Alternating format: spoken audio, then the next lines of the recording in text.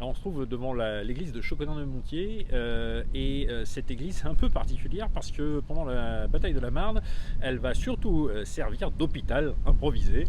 Au départ, ce sont les Allemands qui sont installés dans le village et lorsque les troupes françaises vont avancer, les Allemands sont un peu surpris. La bataille de la Marne, c'est une sorte d'immense surprise pour les Allemands qui va se finir pour une défaite pour eux et eh bien, ils reculent précipitamment et ils laissent des blessés derrière eux. Ils ne peuvent pas emmener tout le monde avec eux.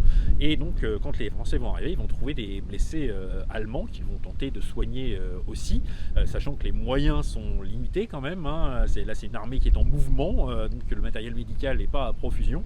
Et les Français eux-mêmes eh bien, ont des blessés, ils vont les installer dans l'église et il va y avoir des opérations, notamment il va y avoir des opérations sur l'autel de l'église et des opérations à vif, puisqu'ils n'ont pas d'anesthésion sur eux. Et du coup, les soldats vont être opérés à vif sur l'autel de l'église.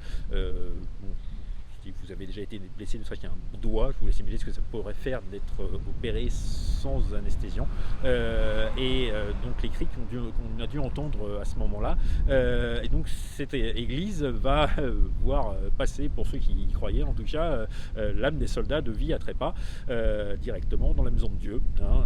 Je ne sais pas s'ils ont trouvé un réconfort, mais en tout cas ça a été le lieu un acte assez sanglant, hein. Et on va avoir des traces de cette épopée-là, puisqu'il va y avoir des graffitis qui vont être faits par les soldats français, et ces graffitis, on peut toujours les voir dans l'église de Chauconin-de-Montier aujourd'hui.